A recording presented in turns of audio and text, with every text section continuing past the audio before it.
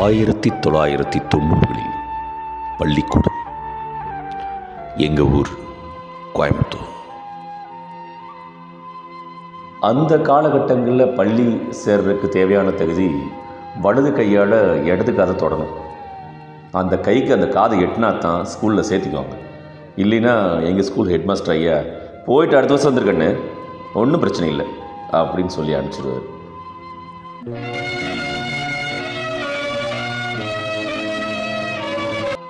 நான் பள்ளிக்கூடம் சேர போகும்போது என் கைக்கு என் காது எட்டலை. எங்கள் அம்மா நட்டு மண்டையில் நங்குன்னு ஒரு கொட்டு கொட்டினாங்க.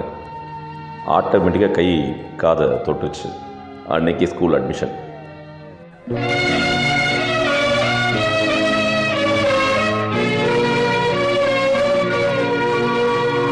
அப்புறம் ஸ்கூலில் சத்துணவு சாப்பாடு போடுவாங்க. சத்துணவில் சாப்பிட்றதுக்கு முதல்ல பேர் கொடுத்துருக்கணும். அழகான ஒரு அலுமினிய தட்டு, அதில் சுட சுட சாப்பாடு போடுவாங்க. அந்த சாப்பாட்டை ஒவ்வொரு சாப்பாடாக எண்ணிடலாம், அவ்வளோ பெருசாக இருக்கும். அதை பிணைஞ்சு சாப்பிட்றதுக்காக ஒரு சாம்பார் ஊற்றுவாங்க, சத்துணவு சாம்பார் தட்டு ஃபுல்லாக ஊற்றுவாங்க. அதுவும் சுட சுட இருக்கும். அதை குடித்தாலே போதும், பசி அடங்கிடும். அப்புறம் வாரத்துக்கு ஒரு முறை சத்துணவில் முட்டை போடுவாங்க. எங்கள் ஊரில் அதுக்கு பேர் மொட்டு. நாங்கள் இப்போ சாப்பாட்டு பேர் அடித்தோம்னா திப்பு திப்புன்னு ஓடுவோம் தட்டை எடுத்துகிட்டு. ஏன்னா கடைசியாக வந்தால் கிடைக்காது முட்டை.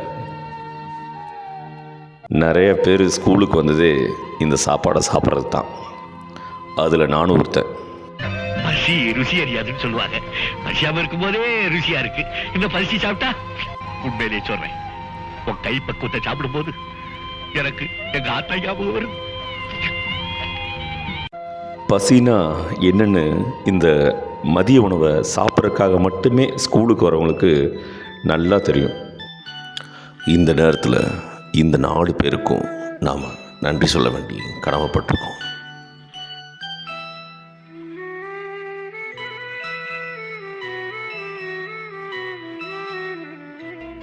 அப்போது ஸ்கூலில் இலவசமாக யூனிஃபார்ம், செருப்பு, நோட் புக்கு, ஸ்லேடு எல்லாமே இலவசமாக கொடுப்பாங்க. ஆனால் சத்துணவில் பேர் இருக்கணும். அப்போ எங்கள் யூனிஃபார்ம் ஒயிட் ஷர்ட்டை, காக்கி ட்ராயர். ஒயிட் சட்டை பிரச்சனை இல்லை, நல்லாயிருக்கும். ஆனால் அந்த காக்கி ட்ராயர் தங்கப்பதக்கம் படத்தில் சிவாஜி சார் ஓப்பனிங் சீனில் வருவார். ஃபிட்டிங் மேட்சே இருக்காது, அந்த மாதிரி இருக்கும்.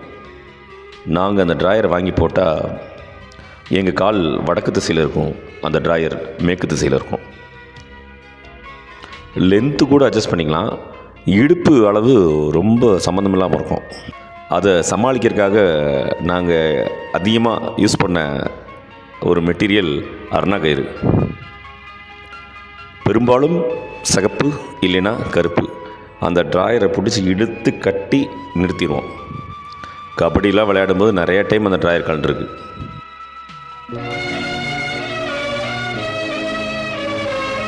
அந்த வெள்ளை சட்டைக்கு நீளம் போடுறதுக்கு பாட்டில் சொட்டு நீளம் அப்போ ஃபேமஸ்ஸு. அந்த சொட்டு நீளத்தில் நம்ம நீளம் போட்டோம் அப்படின்னம்னா உலக மேப் மாதிரி அங்கங்கே திட்டாக இருக்கும். அப்போ உஜாலா வரல. உஜாலா வந்ததுக்கப்புறம் அந்த சொட்டு நீளம் காணாமல் போயிடுச்சு. அந்த பாட்டில் சொட்டு நீளம் காணாமல் போயிடுச்சு. அந்த பாட்டில் சொட்டு நீளத்தை விற்றுட்டு வருவாங்க சைக்கிளில். அப்போது சொட்டு நீளம் சொட்டு நீளம் சொட்டு நீளம் சொட்டு நீளம் அப்படின்னு.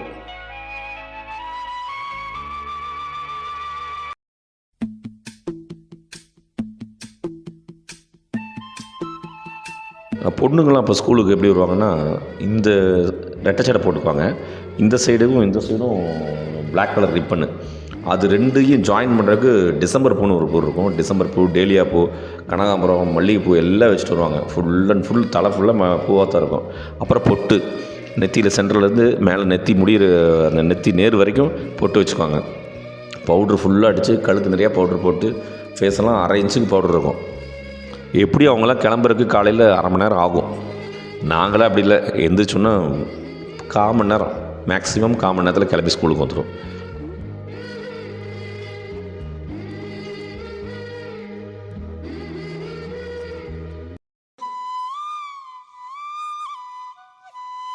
இந்த சட்டை கிழிஞ்சிருச்சுன்னா பின்னூசியெல்லாம் குத்தி மேனேஜ் பண்ணிக்குவோம். இந்த ட்ராயர் கிழிஞ்சுனா தான் எங்களுக்கு பிரச்சனை. இந்த ட்ராயர் கிழிஞ்சு ரொம்ப நாள் அந்த ட்ராயரை திருப்பி தைக்காமல் போட்டு வந்தால் அந்த பையன் பேர் போஸ்ட் பாக்ஸ். சம்டைம்ஸ் அதில் ஏதாவது பேப்பர் கீரை போட்டு போஸ்ட் பாக்ஸில் பேப்பர் போட்டான்னு சொல்லி சிரிப்பாங்க பசங்க. அதுக்கப்புறம் ஏதோ ஒரு நூலை வச்சு அந்த கிழிஞ்ச ட்ராயரை தைச்சிட்டு வருவாங்க. அந்த தையல் நிறம் இருக்கு இல்லையா, அதுதான் வறுமையின் நிறம். அந்த தையலோட நிறம் சில பசங்களுக்கு மஞ்சள் கலரில் தைச்சிருப்பாங்க, சிலர் சிவப்பு கலர் தைச்சிருப்பாங்க. அது ஒரு காலம். பட் அதெல்லாம் பெருசாக எடுத்துக்க மாட்டாங்க.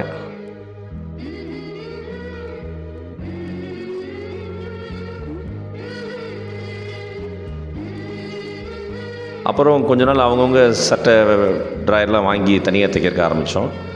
எங்கள் ஊரில் happy tailor, Shanmugam tailor, sun tailor ரெண்டும் ரொம்ப ஃபேமஸ். அவங்க எப்போ தைச்சி தருவாங்கன்னு ஒரு டேட் தருவாங்க. அந்த டேட்டுக்கு போய் கேட்டோம்னா கண்டிப்பாக ரெடியாக இருக்காது.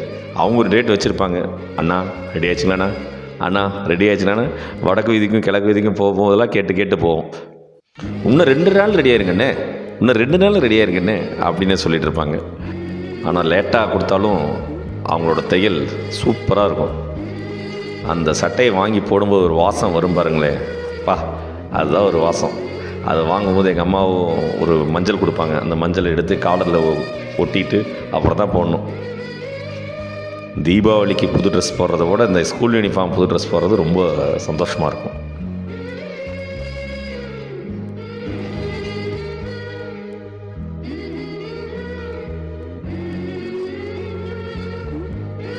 அப்புறம் ஸ்கூலில் காலையில் ப்ரேயர் நடக்கும். ப்ரேயரில் ஹைட்டாக ஒரு அண்ணன் ஸ்கூல் அட்டென்ஷன் ஸ்டாண்டர்டிஸ் அப்படின்னு உச்ச சாதியில் கத்துவார். அவருக்கு இடது பக்கத்தில் ஹெச்எம் இருப்பார். அந்த அண்ணன் அப்படியே பா ஷேப்பில் அந்த நிலத்தை டப்புன்னு அடித்து பா ஷேப்பில் வந்து ஹெச்எம் பார்த்து பொட்டார்னு ஒரு சல்யூட் அடிப்பார். ஹெச்எம் சார் ஒரு சல்யூட் அடிப்பார். அப்படியே நம்மளுக்கு வரப்பா அனுப்போம் நாங்கள்லாம். அது முடிஞ்சோடனே அந்த அண்ணன் தமிழ் தாய் வாழ்த்து அப்படிம்பார். இப்போ நாங்கள் எல்லோரும் கோரஸாக பாடுவோம். நீராறும் கடலுடுத்த நிலமடந்தை கெளிலுழுகும். இந்த பாட்டு எப்படி மனப்பாடம் பண்ண எங்களுக்கே தெரியாது. ஸ்கூலுக்கு போனோன்னே அப்படியே கேட்டு இந்த பாட்டு அப்படியே மனப்பாடம் ஆயிடுச்சு.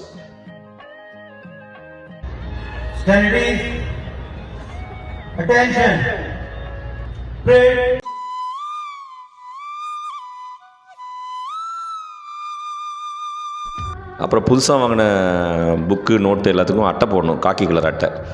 எங்கள் அப்பா உட்காந்துக்குவார். அவரை சுற்றி நாங்கள் 3 பேர், எங்கள் அண்ணன், நான், தங்கச்சி 3 பேர் வரிசையாக உட்காந்து அந்த நோட்டு அட்டை போடுறத அப்படியே பார்த்துட்டு இருப்போம். அவர் அப்படியே அவரோட கை வண்ணத்தை காட்டுவார். அழகாக மடித்து நேராக திருப்பி ஸ்கேலை வச்சு நேராக வெட்டி ஒரு சிசரை வச்சு அழகாக கட் பண்ணி ஸ்டாப்லர் பின் வச்சு அப்படி சடக்குன்னு போடும்போது அப்பா எந்த அளவுக்கு ஒரு இன்டெலிஜென்ட்டாக இருக்கார் அப்படின்னு நாங்கள் யோசிப்போம். அப்புறம் அந்த நோட் புக்கு முன்னாடி இந்த லேபிள் ஒட்டணும். லேபிள் வந்து நம்மளுக்கு பிடிச்ச மாதிரி லேபிளாக நிறையா இருக்கும், வாங்கிக்கலாம். அதில் நம்ம பேர் எழுதி, நம்ம கிளாஸ் எழுதி, என்ன சப்ஜெக்ட்னு எழுதி ஒட்டி அந்த பேக்கில் அதை வச்சதுக்கப்புறம் ஒரு சந்தோஷம் வரும் பாருங்க.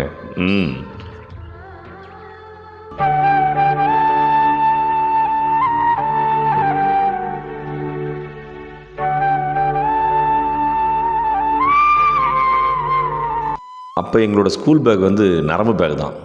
சந்தையில் 10 ரூபாய்க்கு விற்கும். ஓரளவுக்கு வசதி அப்படின்னா ஒயர் கூட பேக் எடுத்து வருவாங்க, கலராக. அந்த நரம்பு ஸ்கூல் பேக்கில் எல்லா புக்கையும் வச்சு எடுத்துகிட்டு போயிட்டு சாயந்தரம் வீட்டுக்குள்ளே கொண்டு வந்து கையை பார்த்தோம்னா கையை அப்படியே திட்டாக பிடிச்சிருக்கும், அப்படி வீங்கியிருக்கும்.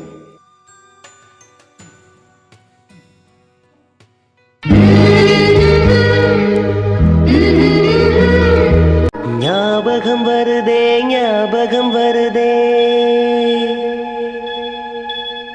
ஞாபகம் வருதே ஞாபகம் வருதே. விளையாட்டு பீரியட்னு ஒரு பீரியடு வரும். அதில் கபடி தான் மெயினாக எல்லோரும் விளையாடுவோம். அப்புறம் கோகோ. இந்த கபடி விளையாடும்போது எங்கள் செட்டில் ஷங்கர்னு ஒரு என் நண்பன் நல்லா வாட்ட சாட்டமாக இருப்பான். இன்னொருத்தர் சிவராஜ்னு ஒரு நண்பர். 2 பேருமே வாட்ட சாட்டமாக இருப்பாங்க. இவங்க யார் டீமில் சேர்றதுங்க தான் மெயின். அடி வாங்க முடியாது. சங்கர் வந்து கபடி ஆடும்போது வந்து அடித்தான்னா வலி தாங்க முடியாது. அதனால் போய் சிவராஜ் டீமில் சேர்ந்துக்குவோம். எங்களை விட நோஞ்சான இருக்கவங்க கபடிக்கே வர மாட்டாங்க, சைடில் உட்காந்து வேடிக்கை மட்டும் பார்ப்பாங்க. பொண்ணுங்களும் அப்போ கபடி விளையாடுவாங்க. அந்த விளையாட்டு பீரியடு முடியும் போது அந்த வெளியில் ஒரு சின்ன கடை இருக்கும். அங்கே அந்த சந்தில் கையை விட்டு ஒரு நெல்லிக்காய் 2 வாங்கி சாப்பிட்டு உள்ளே உப்பு தண்ணி டேங்க் ஒன்று இருக்கும், தண்ணி தொட்டி. அந்த தண்ணி தொட்டியில் போய் தண்ணியை குடித்தோம்னா அந்த நெல்லிக்காய் சாப்பிட்டதுக்கு அப்புறம் தண்ணி குடித்தோன்னு ஒரு இனிப்பு வரும் பாருங்க, அப்படியே தேவாமிர்தம் மாதிரி இருக்கும். ஞாபகம் வருதே ஞாபகம் வருதே ஞாபகம் வருதே ஞாபகம் வருதே பொக்கிஷமாக நெஞ்சில் புதைந்த நினைவுகள் எல்லாம் ஞாபகம் வருதே. மத்தியானம் சாப்பாட்டுக்கு வந்து வீட்டுக்கு வருவோம் சிலர். அப்போ வீட்டுக்கு வரும்போது டிவியில் ஒரு நாடகம் ஓடிட்டுருக்கோம். விழுதுகள் விழுதுகள் என்ன ஸ்டோரின்னு எங்களுக்கு புரியாது. பட் ஆனால் அந்த ½ அன் ஹவர் பார்த்துட்டே சாப்பிட்ருப்போம்.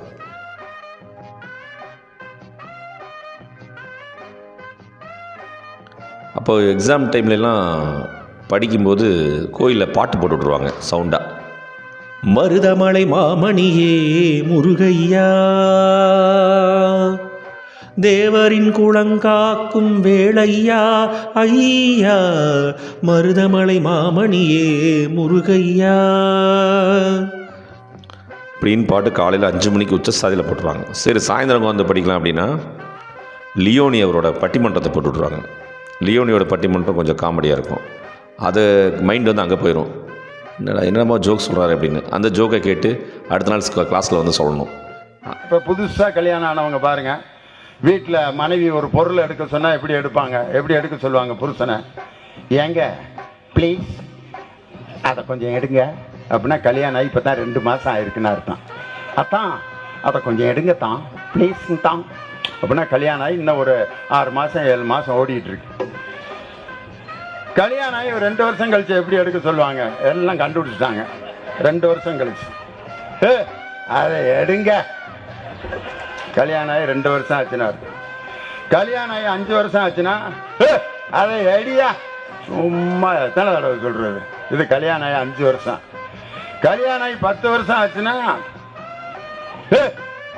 அதை எடுக்கிறியா இல்லையா? கொப்பனை போய் அதை எடுக்க சொல்றா அப்படின்னா கல்யாணம் ஆகி 10 வருஷம் ஆச்சுன்னா. கல்யாணம் ஆகி 15-20 வருஷம் ஆச்சுன்னா ஒன்றும் இல்லை, அவர் பாட்டுக்கு ஓடி போய் எடுத்துட்டு வந்துடுவார்.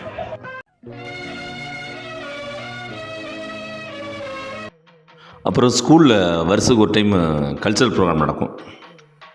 ஆகஸ்ட் 15 அந்த டைமில் நடக்கும். அதில் பொண்ணுங்க அதிகமாக ஆடுவாங்க.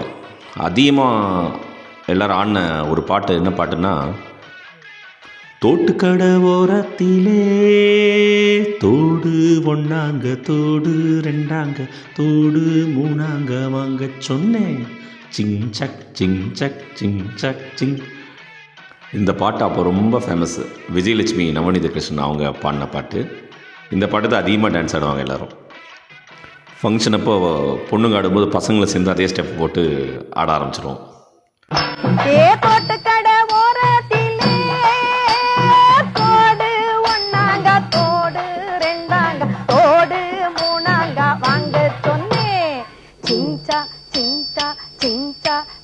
அத வாரி விட்டாக்க வரவழைச்சாக்க மடி தெரிஞ்சாக்க வாரேன் போங்க.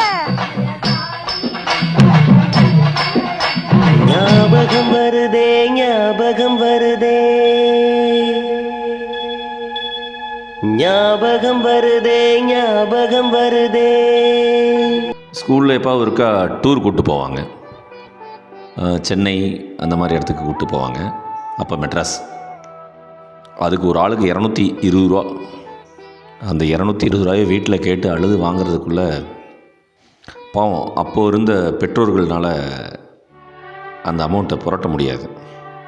220 ரூபாய்ங்கிறது மிகப்பெரிய அமௌண்ட். அப்போது எங்கள் வீட்டில் அதே பிரச்சனை வந்துச்சு. நான் டூர் போகிறதா எங்கள் அண்ணன் டூர் போகிறதா அப்படின்னு ஒரு சண்டை.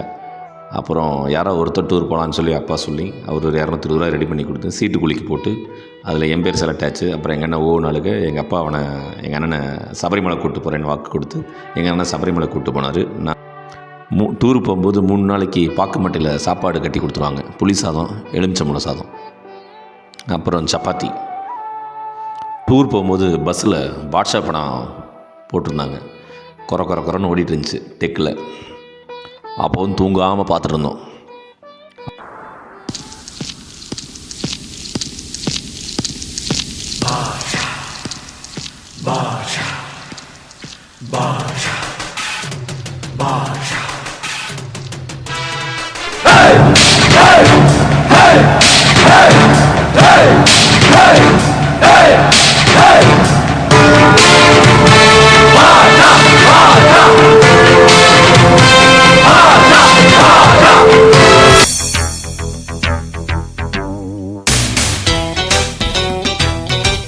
மெட்ராஸில் அங்கே ஒரு பீச்சில் ஸ்டேஜ் போட்டு எல்லாம் டான்ஸ் ஆடிட்டு இருந்தாங்க. அங்கே அப்போ அந்த பாட்டு ஃபேமஸ், சேத்து படி ஹே மஸ்த் மஸ்த் மத் சேத்து படி ஹே மஸ்த். அதுக்கு என்ன பாட்டுனே புரியாமல் நானும் எங்கள் ஃப்ரெண்ட்ஸ் எல்லாம் குதின்னு குதித்தோம். அப்புறம் எம்ஜிஆர் சமாதிக்கு போனோம். எம்ஜிஆர் சமாதியில் அவரோட வாட்ச் சவுண்டு கேட்கும் அப்படின்னு சொல்லி காதை வச்சு கேட்க சொன்னாங்க. நாங்கள் வச்சு கேட்டோம், எங்களுக்கு கேட்கலன்னு சொன்னால் ஒரு மாதிரி பார்ப்பாங்கன்னு சொல்லி கேட்டுச்சுன்னு எல்லாருமே சொன்னோம். அந்த கூட்டத்தில் ஒழுங்காக கேட்கல.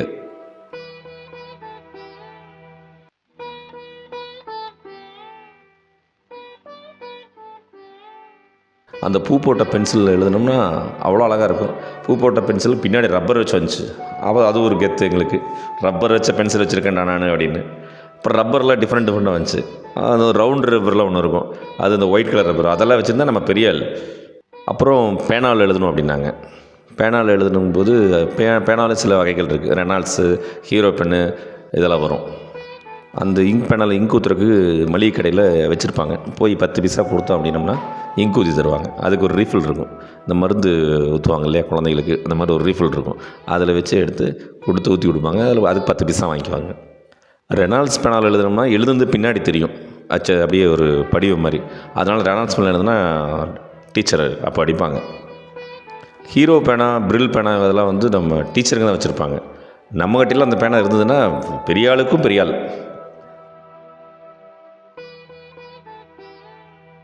அப்புறம் கிளாஸில் வந்து கிளாஸ் லீடர்னு ஒருத்தர் டீச்சர் நியமிச்சிருப்பாங்க. அந்த பையனுக்கு சில பவர்ஸ் இருக்கும்.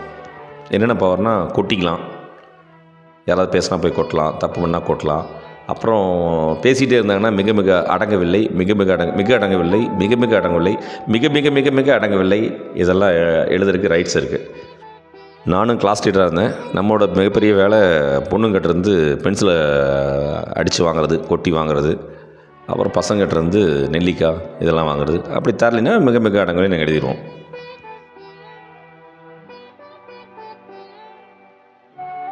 அந்த நாள் உருப்படி எந்திரே. இன்னைக்கு சித்த முடி. ஏய் நீ வாடா. சார் என்ன நடந்துச்சுன்னா, நீ முதல்ல பொத்து கை நீட்டு. நீட்ரா. நீங்க நீட்டுங்க. சார் உடம்பு சரியில்லை சார்.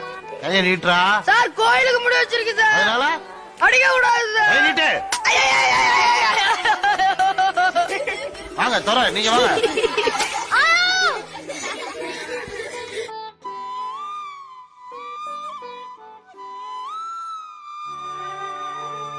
கரண்ட் வந்து அப்போ தான் கொஞ்சம் கொஞ்சமாக வந்துட்டு இருந்துச்சு. எல்லாத்து வீட்டுக்கும் கரண்ட்டு கனெக்ஷன் கொடுத்துட்டு இருந்தாங்க. அப்போ எக்ஸாம் டைமில் மேக்ஸிமம் கரண்ட்டு போயிடும். அப்போ மண்ணெண்ணெய் விளக்கு வச்சு தான் படிப்போம். மண்ணெண்ணெய் விளக்கு வச்சு அந்த இருட்டில் படித்த ஞாபகங்கள் உங்களுக்கு இருக்குன்னு நினைக்கிறேன். எனக்கு நிறையா இருக்குது.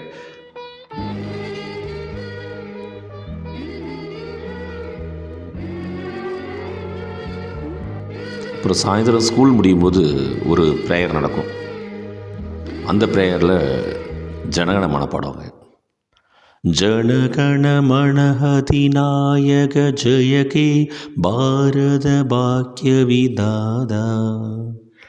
இந்த பாட்டு முடிகிற வரைக்கும் எல்லாம் ஸ்ட்ரிப்பாக நிற்போம்.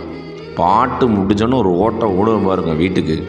திப்புன்னு ஓடி வீட்டுக்கு வந்தோன்னே அந்த செருப்பை கழட்டி விட்டுட்டு பேகை தூக்கி வச்சுட்டு ட்ரெஸ்ஸை மாற்றிட்டு ரோட்டுக்கு வந்துடுவோம் விளையாடுறதுக்கு. எல்லாம் ரெடியாக இருப்போம். அப்போல்லாம் எந்த பயமும் இருக்காது. யாரும் நம்மளெல்லாம் தூக்கிட்டுலாம் போக மாட்டாங்க. வீட்லேயும் யாரும் கண்டுக்க மாட்டாங்க. எங்கே வேணால் போய் விளையாடலாம். ஊரில் எந்த இடத்துக்கு வேணால் போய் விளையாடலாம்.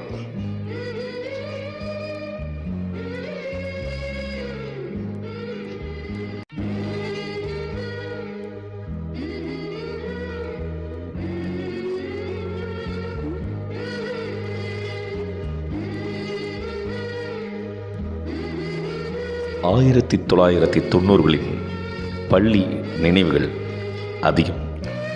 ஆனால் எழுதுவதற்கு நேரம் குறைவு. ஞாபகங்கள் மழையாகும், ஞாபகங்கள் குடையாகும். நன்றி. கணேஷ்குமார் ராஜேந்திரன், ராசிபாளையம்.